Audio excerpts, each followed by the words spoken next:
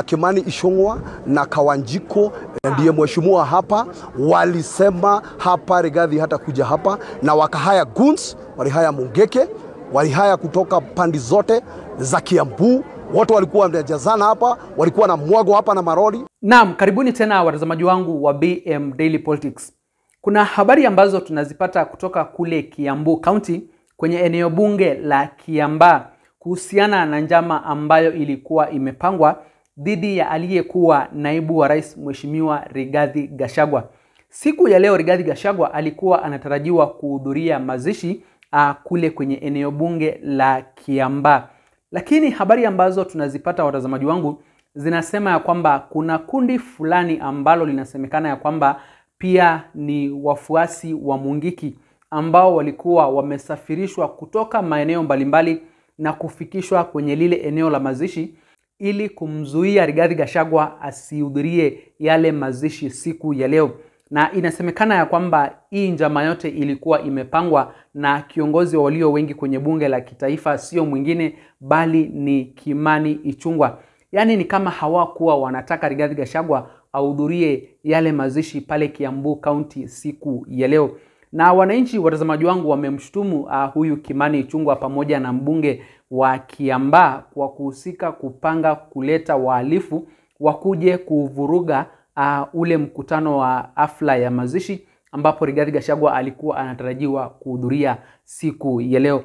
Watazamaji wangu, tukio kama hili ambalo liliwahi kutokea mwaka uliopita, Rigathi Gachagua alishambuliwa na hawa wafuasi ambao inaaminika walikuwa wamepangwa na maadui wake kwenye ulingo wa kisiasa pale Mlima Kenya. Baada ya Rigathi Gachagua kupata ripoti ya kwamba kuna kundi la wahalifu ambao wameandaliwa na wamezingira lile kanisa kwa ajili ya kumfurusha, basi Rigathi Gachagua alisitisha mpango wake wa kuhudhuria yale mazishi kule kwenye eneo bunge la Kiambaa siku ya leo. Watazamaji, hebu sikizeni huu ujumbe alafu tutaendelea. Mazishi ya mzee Amos Mbugua Kimani katika eneo bunge la Kiambaa baada ya vijana kuzingira kanisa hilo wakimsubiri aliyekuwa naibu rais Rigathi Gachagua.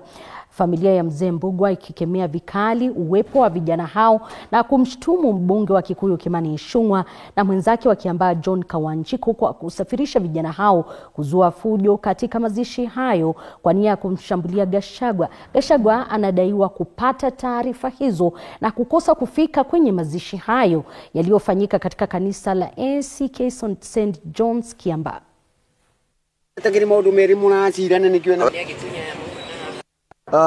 The second deputy president of the Republic of Kenya, Rigathi Gachagua, angekuja kuhudhuria mazishi kwa sababu mimi ni rafiki yake na mimi nilikuwa mfanyikazi wake.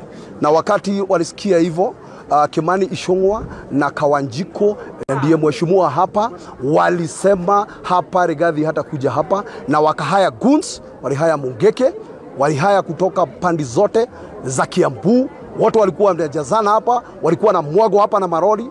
Sasa shida yangu ni kama unaenda kuharibu mazishi ya wenyewe, hii kwa tamaduni yetu it's out of question. Hauwezi enda kuharibu mazishi. Kama kuna vita ya kisiasa na wewe ni mwanasiasa, itana mkutano wa kisiasa, useme vile unasema kisiasa. Usiende kuharibu mazishi ya watu wengine. This is animosity of the highest order. Hii maneno haifanyiki mahali kwingine. Kwingine watu wanakufa na wanazikwa vizuri sana. Tunaona mazishi inafanyika kule Kakamega, viongozi wanakufa na wanazikwa vizuri. Lakini ikifika hapa kwetu Kiambu na Mount Kenya Mlimani inakuwa ni furugu. Sana sana mahali wanasikia deputy president anaweza kuhudhuria. Mjue hata kama aliweza kungolewa, ni kiongozi na ni mmoja wetu.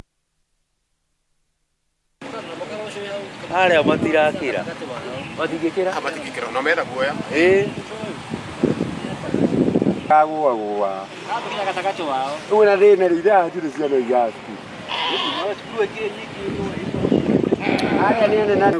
Desperate people behave desperately. This mountain is gone. We understand how bitter he is, how frustrated he is. We can't help him. He's the one who messed himself up. He betrayed the region. He deceived the region. He touched the mountain. Those are problems of his own creation. And it's unfortunate because he should have spent time launching development projects and doing other things that are useful to the people of Western Kenya. As we are moved on and we are really not bothered by what you say. Kwama Sasa kazi yake ni hii pesa umeona 1.3 trillion wametoa, wameweka kwa magunia na macontainer. Kazi yao ni kuhonga watu, lakini mimi pale nikatangaza tufungue hoteli. Kwa sababu mimi ni kiongozi, ninajua mambo ya pesa vile naendanga. Naambia tumefungua hoteli. Hii mali ya hii mtu mchukue tu. Kule. Siku ya kufunga hoteli nitatangaza. Na pale kwetu sisi ni experts ya kufungua hoteli na we are experts. Sasa nimeona juzi kumechomeka moto hapo Kiambu. Ametumana shilingi milioni 8. Karambe kidogo tu. Sasa Wakikuyu pale kwa sababu wamechanuka, wameanza kuimba wimbo pale. Tusonge na kasongo. Sasa watu yake wamechukua video wamemtumia. Alikuwa anacheka sana, anasema mambo yuko sawa sawa. Sasa kawimbo kidogo tu is costing him 8 million. 8 million. Ndio watu tu waseme ndio milioni 8.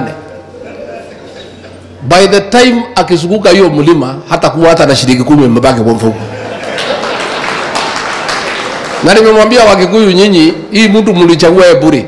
Hakuna kitu yake mlikula. Alikuja na Biblia, akasema mwadhani agosho, mkafikiria ni Mkristo, mkamchagua. Wakati imefika mkule pesa yake.